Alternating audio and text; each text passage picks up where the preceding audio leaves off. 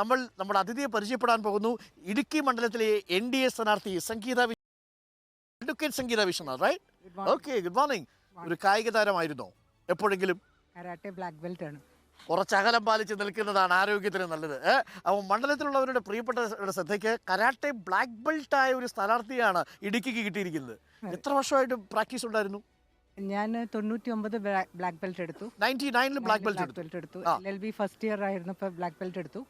പിന്നീട് ഒരു നമുക്ക് നടന്നുകൊണ്ട് സംസാരിച്ചാലോ? ബ്ലാക്ക് ബെൽറ്റുകാരുടെ നിന്നുകൊണ്ട് സംസാരിക്കാൻ പാടില്ല, കാര്യം അവരെപ്പോഴും വളരെ നല്ല എനർജിയുള്ള ആൾക്കാരായിരിക്കും. എന്നിട്ട് 15 വർഷത്തോളം പിന്നീട് പ്രാക്ടീസ് ചെയ്തു. പിന്നെ ഡെലിവറിയും മറ്റു കാര്യങ്ങളൊക്കെ ആയിട്ട് പിന്നെ നമ്മൾ ഒന്ന് ഒതുങ്ങി മറ്റേ പൊതുപ്രവർത്തനങ്ങളൊക്കെ ആയിട്ട് പോയി. ഓക്കെ, എനിക്കൊന്ന് സംഗീത വിഷയങ്ങളെ കുറിച്ച് എനിക്കതറിയില്ലായിരുന്നു കേട്ടോ. അപ്പോൾ ബ്ലാക്ക് ബെൽറ്റുകാരിയായ ഒരു കാൻഡിഡേറ്റ് ആണ് നമുക്കൊപ്പം കിട്ടിയിരിക്കുന്നത്. അപ്പോൾ അതുകൊണ്ട് ഈ കായിക താരങ്ങളെ സംബന്ധിച്ചും വളരെ ഇഷ്ടപ്പെട്ട ഒരു കാൻഡിഡേറ്റ് ആണ് അല്ലേ? കായിക താരങ്ങളെ ഏറെ ഇഷ്ടപ്പെട്ട ഒരു കാൻഡിഡേറ്റ് ആണ്. ഞാൻ സ്കൂൾ ലെവലിൽ ഡിസ്ട്രിക്റ്റിലൊക്കെ കബഡി ടൂർണമെന്റ്, ചെസ് ടൂർണമെന്റ് ഒക്കെ ചെയ്തിട്ടുണ്ട്. അപ്പം മൊത്തത്തിലൊരു സ്പോർട്സ് പ്രേമിയായ ഒരു കാൻഡിഡേറ്റ് ആണ് സംഗീത വിശ്വനാഥ്. സന്തോഷം കേട്ടോ. അപ്പോൾ അങ്ങനെ ഒരു കാൻഡിഡേറ്റിനെ പരിചയപ്പെടുക എന്നുള്ളതും നല്ലൊരു രസമാണല്ലോ, കാര്യമാണല്ലോ. വീട് എവിടെയാ സ്വദേശം? ഞാൻ ബേസിക്കലി തൃശ്ശൂരാണ്. ഇപ്പൊ താമസിക്കുന്നത് തൊടുപുഴ താമസിക്കുന്നു. ഹൈക്കോർട്ടിൽ പ്രാക്ടീസ് ചെയ്യുന്നുണ്ട്. പ്രാക്ടീസ് ചെയ്യുന്ന ഇപ്പോൾ എവിടെയാ? ഹൈക്കോർട്ടിലുണ്ട്, തൃശ്ശൂർ ഡിസ്ട്രിക്ട് കോർട്ടുണ്ട്. തൃശ്ശൂർ ഡിസ്ട്രിക്ട് കോർട്ടിലുണ്ട്. ഓക്കെ, അപ്പോൾ ബ്ലാക്ക് ബെൽറ്റുകാരിയായ അഡ്വക്കേറ്റുകാരിയായ NDA സ്ഥാനാർത്ഥിയായ സംഗീത വിശ്വനാഥാണ് നമുക്കൊപ്പം ഉള്ളത്. ഞങ്ങളിപ്പോൾ പറയായിരുന്നു ഈ സ്റ്റേഡിയം ഒക്കെ കാണുമ്പോൾ എന്താ തോന്നുന്നത്? കാരണം ഈ ഇടുക്കിയിൽ ഒരുപാട് ഹൈ ആൾട്ടിറ്റ്യൂഡ് സ്റ്റേഡിയത്തിനുള്ള സാധ്യതയുണ്ട്. ഒരുപാട് കായിക താരങ്ങൾ പിറക്കാൻ സാധ്യതയുള്ള ഒരു നാടാണ് ഇടുക്കി. പക്ഷെ അവിടെ ഒന്നും വേണ്ടത്ര ഇത്തരത്തിലുള്ള സ്റ്റേഡിയങ്ങളില്ല. അതൊരു വലിയ പരാധീനതയായിട്ട് തോന്നിയിട്ടില്ലേ? തീർച്ചയായിട്ടും, പ്രത്യേകിച്ച് കുട്ടികൾക്ക്, വളർന്നു വരുന്ന തലമുറയ്ക്ക്. എന്നെ സംബന്ധിച്ചിടത്തോളം എൻ്റെ അനുഭവമാണ്, ഒരു കോൺഫിഡൻസ് ലെവൽ അവർക്ക് കൂട്ടണമെങ്കിൽ ശരിക്കും കായിക വിനോദങ്ങളിൽ അവർ ഏർപ്പെടണം. അതുകൊണ്ട് തന്നെ അവർക്ക് നല്ലൊരു ഇപ്പോഴത്തെ സാഹചര്യം അനുസരിച്ച് ഒരുപാട് സാധ്യതകൾ പ്രത്യേകിച്ച് നമ്മുടെ നരേന്ദ്രമോദിജി അതിനുവേണ്ടി ചെയ്യുന്നുണ്ടല്ലോ. അപ്പൊ അതുകൊണ്ട് അത് ഇടുക്കിയിലേക്ക് വരണം എന്ന് തന്നെയാണ്.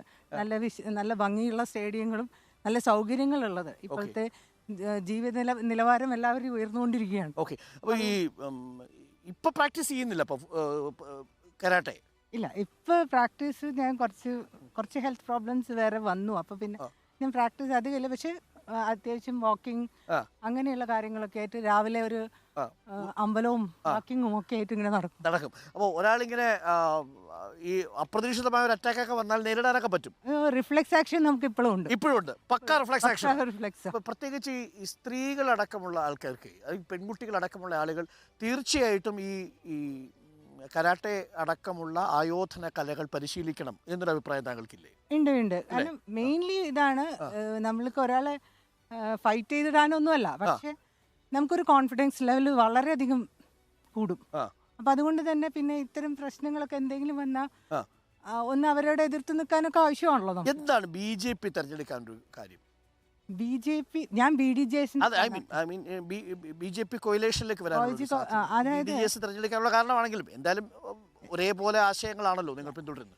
ആശയങ്ങൾ എന്ന് വെച്ചിട്ടുണ്ടെങ്കിൽ BDJSനെ സംബന്ധിച്ചിടത്തോളം ഞാൻ SNDP യോഗത്തിന്റെ സ്റ്റേറ്റ് സെക്രട്ടറിയാണ് വനിതാ സംഘത്തിൽ. അപ്പൊ അതിലൂടെ പൊതുപ്രവർത്തനത്തിൽ രംഗത്തേക്ക് മുന്നോട്ട് വന്നപ്പോൾ സാമൂഹ്യനീതിയുടെ രാഷ്ട്രീയമാണ് BDJS മുന്നോട്ട് വെച്ചത്. അതിനോട് ചേർന്ന് നിന്നുകൊണ്ട് പ്രത്യേകിച്ച് ഇന്ന് ദേശീയ ജനാധിപത്യ മുന്നണിയുടെ വികസന കാഴ്ചപ്പാടും ഒരു കരിസ്മാറ്റിക് ലീഡർഷിപ്പ് ശ്രീ നരേന്ദ്രമോദി. ഇവിടെ വേറെ ഒരു ലീഡർഷിപ്പിൽ അങ്ങനെ ചൂണ്ടിക്കാണിക്കാനായിട്ട് നമുക്ക് സാധിക്കില്ല. അപ്പൊ ആ ലീഡർഷിപ്പ് ഇന്ന് ഭാരതത്തിന് ഉയർച്ചയിലേക്ക് നയിക്കുമെന്നുള്ള കാര്യത്തിൽ സംശയമൊന്നുമില്ല. അതിന്റെ ഭാഗമായിട്ടുള്ള ഒരുപാട് ദീർഘവീക്ഷണത്തോടെയുള്ള കുറേ പദ്ധതികളൊക്കെ ഇവിടെ ഇപ്പൊ കേരളത്തിൽ ഭരണമില്ലാഞ്ഞിട്ട് പോലും ഇവിടെ നടക്കുന്നുണ്ട്. അപ്പോൾ ഈ BDJS ആണ്, പ്രത്യേകിച്ച് BDJS രൂപീകരിക്കുന്ന സമയത്തുള്ള വലിയ പ്രതീക്ഷയൊന്നും പക്ഷേ കഴിഞ്ഞ തവണ നിറവേറ്റാൻ സാധിക്കാതെ പോയിരുന്നു. ഇത്തവണ തെരഞ്ഞെടുപ്പിനെ മത്സരിക്കുമ്പോൾ എന്ത് കോൺഫിഡൻസ് ആണുള്ളത് സംഗീത? ഒന്ന് BDJS ആണ്. BDJSന് വലിയ വേരുകളുണ്ടെന്ന് പറയാൻ പറ്റാത്തൊരു സ്ഥലമാണ്. എങ്കിലും കാരണം ഇവിടെ പരമ്പരാഗതമായിട്ട് UDFും പിന്നെ കുറച്ച് LDFും അവരവരുടെ സീറ്റുകൾ കൊണ്ടുപോയൊരു ചരിത്രമാണ് ഇടുക്കിക്കുള്ളത്. BDJSന് അങ്ങനെ രാഷ്ട്രീയമായിട്ട് പ്രതിഫലിപ്പിക്കാൻ കഴിഞ്ഞിട്ടില്ല പലപ്പോഴും. ഈ പൊതുരംഗത്ത് BDJS സ്ഥാനാർത്ഥി എന്നുള്ള SNDP യോഗം വനിതാ സംഘം സെക്രട്ടറി എന്ന രീതിയിലാണ് ഇവിടെ ജനങ്ങളുടെ മനസ്സിൽ ഞാനുള്ളത് യഥാർത്ഥത്തിൽ. SNDP യോഗ ഇടുക്കിയെ സംബന്ധിച്ചിടത്തോളം ഒരുപാട് വേരുകളുള്ള സ്ഥലം തന്നെയാണ്. അപ്പൊ ആ ഒരു ഭാഗത്ത് നിന്നുകൊണ്ട് വലിയൊരു സപ്പോർട്ട് എനിക്ക് ഇപ്പോഴും കിട്ടുന്നു. പ്രത്യേകിച്ച് വനിതകൾ, അവരുടെ ഇടയിലൊക്കെ കഴിഞ്ഞ 10 വർഷത്തോളം കാലമായിട്ട് ഒരുപാട് പദ്ധതികൾ ഞാൻ നടപ്പിലാക്കിക്കൊണ്ടിരിക്കുന്നു. സ്ട്രേറ്റ് അടി ചോദിക്കട്ടെ, ഇടുക്കിയുടെ രാഷ്ട്രീയത്തെ അല്ലെങ്കിൽ വിജയപരാജയത്തെ തീരുമാനിക്കുന്നത് ഇവിടുത്തെ സഭകളാണ് എന്ന് പറഞ്ഞു കേട്ടിട്ടുള്ളൂ. പ്രത്യേകിച്ച് ഇടുക്കി രൂപതയുടെ നിലപാട് വളരെ പ്രധാനപ്പെട്ടതാണ്. അപ്പോൾ ഇടുക്കി രൂപതയിലെ വോട്ടർമാരുടെ വോട്ട് ഇത്തവണ BDJസിനായിരിക്കും എന്ന് ഉറപ്പിച്ചു. അവർ തീർച്ചയായിട്ടും ചെയ്യുമെന്ന് തന്നെയാണ്. കാരണം അതിൽ കേരള സ്റ്റോറി ഒരു നിർണായക ഘടകമാണ്.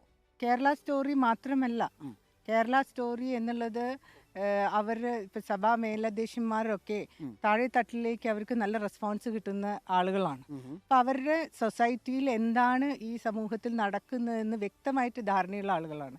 അതുകൊണ്ട് തന്നെ അവർ ആ ഒരു സമൂഹ വിപത്തിനെതിരെ അവർ ആ ഒരു മെസ്സേജ് കൊടുക്കാൻ ഞാൻ വളരെ സത്യസന്ധമായി ചോദിച്ചോട്ടെ, ഇപ്പം സംഗീതയെ പോലെയുള്ള ഒരു അഡ്വക്കേറ്റായ ഇത്തരം സാമൂഹിക കാര്യങ്ങളിൽ വിശാല കാഴ്ചപ്പാടുള്ള ഒരാളെ സംബന്ധിച്ച് യഥാർത്ഥത്തിൽ കേരളത്തിൽ ലവ് ജിഹാദ് ഉണ്ടോ? സത്യസന്ധമായി, രാഷ്ട്രീയമായിട്ടുള്ള താല്പര്യത്തെ മുൻനിർത്തി പറയരുത്, സത്യസന്ധമായി. അല്ല, സത്യസന്ധമായിട്ട് കാര്യം കോടതിയുടെ മുന്നിലോ സർക്കാരിൻ്റെ മുൻപിലോ അങ്ങനെ ഒരു കണക്ക് രേഖാമൂലം ഇല്ല. അല്ല, കണക്ക് ഇല്ല എന്നല്ല, അനുഭവങ്ങളുടെ വെളിച്ചത്തിലാണ് ഇതൊക്കെ പറയുന്നത്. ഇപ്പം അഖില എന്ന് പറയുന്നത് ഞങ്ങളുടെ ഒരു സഹോദരിയാണ്. ഞാൻ അവരെ വീട്ടിൽ പോയതാണ്. അവർ അമ്മയോടൊക്കെ കണ്ട് സംസാരിച്ചതാണ്, അച്ഛനോട് കണ്ട് സംസാരിച്ചതാണ്. ശ്രീ വെള്ളാപ്പള്ളി നടേശൻ അവരുടെ ഒരു അടുത്ത ബന്ധു ഇത്തരത്തിൽ പെട്ടു എന്ന് പറഞ്ഞുകൊണ്ടുള്ള കാര്യങ്ങൾ അനുഭവത്തിൻ്റെ വെളിച്ചത്തിൽ ഇതൊക്കെ പലപ്പോഴും വളച്ചൊടിക്കപ്പെടുന്നു എന്നുള്ളത് ഒരു യാഥാർത്ഥ്യമാണ്. അങ്ങനെയുള്ള ചില വിഷയങ്ങളിൽ ചില സംഭവങ്ങൾ ഉണ്ടായിട്ടുണ്ട് എന്ന് തന്നെയാണ് ഞാൻ വിശ്വസിക്കുന്നത്. പല തെളിവുകളും അവരുമായി സംസാരിച്ചതിൻ്റെ അടിസ്ഥാനത്തിൽ, അത് ഇപ്പം നമുക്കറിയാലോ, കോടതിയിൽ വരുമ്പോൾ തെളിവാണ് ആവശ്യം. ആ തെളിവുകളിലേക്ക് ചിലപ്പോഴൊക്കെ എത്തിപ്പെടാനായിട്ട് ചില സമയങ്ങളിൽ സാധിച്ചിട്ടുണ്ടാവില്ല. അല്ലെങ്കിൽ എന്നാലും എനിക്കറിയാലോ, ഒരുപാട് രേഖകൾ ഇന്നും കിടപ്പുണ്ട്, ഇന്ന് പല പോലീസ് സ്റ്റേഷനിലും കിടപ്പുണ്ട്. അതായത് കേരള സ്റ്റോറി പ്രദർശിപ്പിച്ചത് ഈ ഇടുക്കി മണ്ഡലത്തിൽ BDJസിന് അനുകൂലമാകാനുള്ള സാധ്യതയുണ്ട് തെരഞ്ഞെടുപ്പിൽ. ഉണ്ട്. കാരണം ജനങ്ങൾ തിരിച്ചറിയുന്നു. കാരണം ഈ പ്രത്യേകിച്ച് ക്രിസ്ത്യൻ സഭയായാലും അവരുടെ അച്ഛന്മാരൊക്കെ പറഞ്ഞിട്ടുണ്ടല്ലോ, ലവ് ജിഹാദിനെതിരെ അല്ലെങ്കിൽ അതിന് ജാഗ്രത കാണിക്കണം എന്ന് അവർ പറഞ്ഞിട്ടുണ്ട്. SNDP യോഗവും അത് ഒരു തീരുമാനമെടുത്ത് വർഷങ്ങൾക്ക് മുന്നേ. അതായത് ഉമ്മൻചാണ്ടി പറഞ്ഞിരിക്കുന്നത് കേരളത്തിൽ 2200-ലധികം ആളുകൾ ഇപ്പോൾ ഹിന്ദു മതത്തിൽ നിന്നോ ക്രിസ്ത്യൻ മതത്തിൽ നിന്നോ ഒക്കെ ഇസ്ലാം മതത്തിലേക്ക് വന്നിട്ടുണ്ട്. പക്ഷേ ഹിന്ദു മതത്തിലേക്കും ഏകദേശം സമാനമായ ആളുകൾ കൺവേർട്ട് ചെയ്യപ്പെട്ടിട്ടുണ്ട്. അതായത് മതപരിവർത്തനത്തിലൂടെ, പ്രണയത്തിലൂടെ മതപരിവർത്തനം നടത്തിയവർ എല്ലാ മതങ്ങളിലുമുണ്ട്. അതിനകത്ത് അസ്വാഭാവികത ഒന്നുമില്ല എന്നതാണ് ഉമ്മൻചാണ്ടി സർക്കാരിൻ്റെ കാലത്ത് പറഞ്ഞത്, VS അച്യുതാനന്ദൻ സർക്കാരിൻ്റെ കാലത്ത് പറഞ്ഞു. മതപരിവർത്തനത്തിലേക്കല്ല, മതപരിവർത്തനത്തിൻ്റെ ഒരു മറവിൽ ഒരു ഭീകരവാദ പ്രവർത്തനത്തിലേക്ക് പോകുമ്പോഴാണ് വിഷയം വരുന്നത്.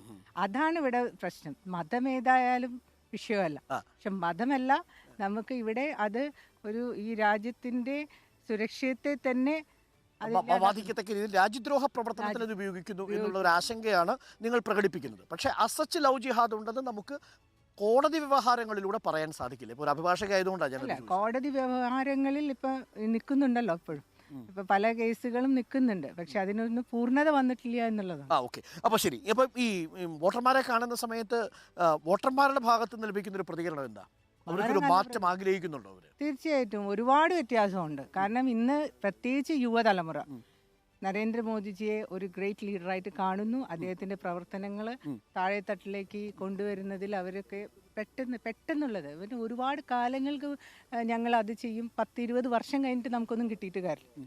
ദ്രുതഗതിയിലുള്ള ഡെവലപ്മെന്റ്, ആ ഡെവലപ്മെന്റ് ജനങ്ങൾ ആഗ്രഹിക്കും. മോദിയുടെ ഗ്യാരണ്ടി തന്നെയാണ് സംഗീതയും ഈ വോട്ടർമാരോട് പറയുന്നത്. അതെ. അപ്പോൾ ആവേശകരമായ ഒരു പ്രതികരണം കിട്ടുന്നുണ്ടോ പല സ്ഥലങ്ങളിലും? ഒരുപാട്. എനിക്ക് കഴിഞ്ഞ പ്രാവശ്യം ഞാൻ 2 പ്രാവശ്യം ഇതിനു മുന്നേ തെരഞ്ഞെടുപ്പിൽ നിന്നതാണ്. പക്ഷെ അതിൽ നിന്ന് വ്യത്യസ്തമായിട്ട് എല്ലാവരും ഓടി വന്ന് ഇങ്ങോട്ട് ഞങ്ങൾ ഇപ്രാവശ്യം മോദിക്കാണ് എന്ന് പറയുന്ന ഒരു സിറ്റുവേഷനുണ്ട്. അത് ഇത്തവണ വന്നിട്ടുണ്ട്.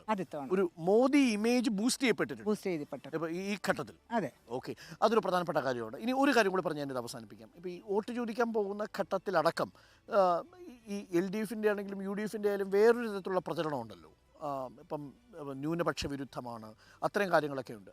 BDJസിൽ നിന്ന് പ്രതിനിധീകരിക്കുന്നതുകൊണ്ട് പ്രത്യേകിച്ചും നിങ്ങളുടെ ആശയങ്ങൾ ഇപ്പോൾ SNDPയുടെ ആശയങ്ങളുമായി യോജിച്ചു പോകുന്നതാണോ ഇത്തരത്തിലുള്ള ഈ വർഗീയതയുമായി ബന്ധപ്പെട്ട മതസമുദായ സ്പർദ്ധയുണ്ടാക്കുന്ന തരത്തിലുള്ള ചില ഇടങ്ങളിലെ സംഘപരിവാറിൻ്റെ പ്രവർത്തനങ്ങൾ? ഞാൻ BJP എന്നല്ല, സംഘപരിവാറുമായി ബന്ധപ്പെട്ടുകൊണ്ടുള്ള ആശയമാണ് പറഞ്ഞത്. അതും BDJസും തമ്മിൽ ഒരുമിച്ച് പോകുന്നത് എങ്ങനെയാണെന്ന് പലപ്പോഴും മനസ്സിലാവാതെ പോകുന്നുണ്ട്. അല്ല, രാഷ്ട്രീയ നേട്ടത്തിന് വേണ്ടിയിട്ട് ഇത്തരം കാര്യങ്ങൾ പറയുന്നു എന്നുള്ളത് യാഥാർത്ഥ്യമാണ്. അത് ബി ഡി ജെ എസിനെ സംബന്ധിച്ചിടത്തോളം സാമൂഹ്യ നീതിയുടെ രാഷ്ട്രീയം, അത് മുസ്ലിം ആയാലും ക്രിസ്ത്യൻ ആയാലും ഹിന്ദു ആയാലും അവർക്ക് കൊടുക്കേണ്ട അവകാശങ്ങൾ കൊടുത്തേ പറ്റും. അവർ മനുഷ്യരാണ് എന്നുള്ള ചിന്തയാണ് ബി ഡി ജെ എസിന്.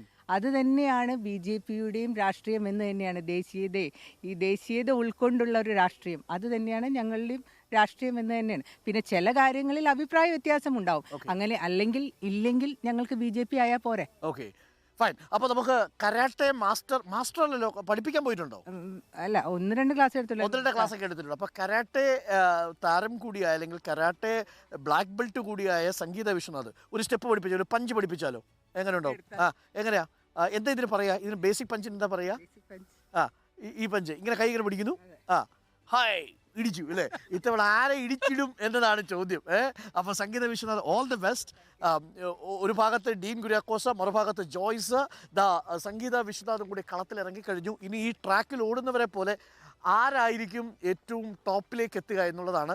പഞ്ചോടുകൂടി ഇടിച്ചിടുമോ എന്നതാണ് ചോദ്യം. പക്ഷേ ഇടുക്കിയിൽ ഇത്തവണ ബി ജെ പിയുടെയും ബി ഡി ജെ എസിൻ്റെയും വോട്ട് ഷെയർ കൂടാൻ സാധ്യതയുണ്ട് എന്നാണ് ചില നിരീക്ഷകർ പറയുന്നത് അല്ലേ? തീർച്ചയായിട്ടും അത് കൂടിയിരിക്കും ജയിക്കും എന്നൊരു ആത്മവിശ്വാസമാണ്. അപ്പം ഈ ആത്മവിശ്വാസത്തിനൊപ്പം ഒരു സമാധാനം കിട്ടാൻ വേണ്ടിയിട്ട് ഒരു പാട്ടും കൂടെ നമുക്കാവാം. അപ്പോൾ നമുക്കപ്പോൾ ഒരു ഗായിക എത്തുന്നുണ്ട്, ഇന്ദു അല്ലേ? ഇന്ദു അരുൺ എന്നാണ് പേര്. ഇന്ദു എന്ത് ചെയ്യുന്നു? ഞാൻ പ്രൊഫഷണലായിട്ട് പ്രോഗ്രാമിന് പ്രൊഫഷണൽ സിംഗറാണ്. ഇവിടെ എവിടെയാ സ്വദേശം? ഞങ്ങൾ ഇരട്ടയാർന്ന് പറയും. ഇരട്ടയാർ ഇവിടെ നിന്ന് ഒരുപാട് ദൂരം ഉണ്ടോ? കുറച്ച് ആണല്ലേ. ഓക്കെ, അപ്പോൾ നമുക്ക് ഇങ്ങോട്ട് നിൽക്കാം. അപ്പം വെയിലും കൊണ്ട് ഈ സുന്ദരമായ മുഖങ്ങൾ വാടണ്ട. അപ്പോൾ പ്രൊഫഷണൽ സിംഗറാണ് ഇന്ദു അരുൺ, ഇരട്ടയാറാണ് വീട്. കുട്ടികളൊക്കെ? 2 മക്കള്. എന്ത് ചെയ്യുന്നു? അവരും പാടുവോ? ഒരാൾക്ക് 7 വയസ്സ്, ഒരാൾക്ക് 3.5 വയസ്സ്. കുഴപ്പമില്ല, അത്യാവശ്യം. ആണല്ലേ. ഓക്കെ, അപ്പം ഇന്ദുവിൻ്റെ ഒരു പാട്ടിലൂടെ നമുക്ക് തുടങ്ങാം. അപ്പോൾ ഇന്ദുവിൻ്റെ ഒരു പാട്ട് കേട്ടാലോ? അപ്പോൾ രാവിലെ ഇനിയിപ്പം വൈകുന്നേരം ഒരു 8-10 മണി വരെ പ്രചരണവും സ്വീകരണവും ഒക്കെ ഉണ്ടാവില്ലേ? അപ്പോൾ അതിലെ ഊർജം ഒന്ന് സംഭരിക്കാൻ വേണ്ടി രാവിലെ നമുക്ക് ഇന്ദുവിൻ്റെ പാട്ട് കേട്ട് തുടങ്ങാം. Okay, let's go. ഞാറ്റുവേലക്കിളി നീ പാട്ടുപാടി വരുമോ, കൊന്ന പൂത്ത വഴിയിൽ പോയിള്ളു മൂത്ത വയലിൽ കാത്തു നിൽപ്പു ഞാനീ പൊത്തിലഞ്ഞി ചോട്ടിൽ തനിയെ. ഞാറ്റുവേലക്കിളി നീ പാട്ടുപാടി വരുമോ,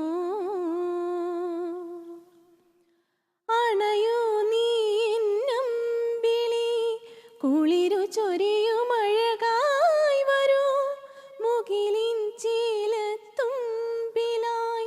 അരിയ കസവു മലർത്തുന്നിവാ താഴം പൂവിനുള്ളിൽ താണിറങ്ങും കാറ്റുറങ്ങവേ, താഴം പൂവിനുള്ളിൽ താണിറങ്ങും കാറ്റുറങ്ങവേ, കദളി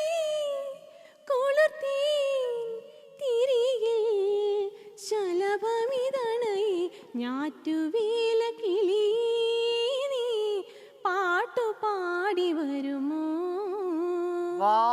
ബ്യൂട്ടിഫുൾ. അപ്പൊ പാട്ടുപാടി പ്രചരണം തുടങ്ങിയാട്ടെ. അപ്പോൾ thank you Sangeetha, thank you Indu. ഗംഭീരമായിടും. മനസ്സ് നിറച്ച കുളിർമയുള്ള ഒരു പാട്ട്, പറ്റിയ പാട്ട്, ഒരു എനർജി ആയില്ലേ? അപ്പോൾ ആ എനർജിയുമായിട്ട് ഞങ്ങളൊന്ന് വയനാട്ടിലേക്ക് പോവാണ്. അവിടെ കോഴിക്കോട്ടേക്ക് പോകുന്നു, അവിടെ ദീപക്കുണ്ട്. അപ്പോൾ താങ്ക് യു സംഗീത നമുക്കൊപ്പം ചേർന്നതിൽ.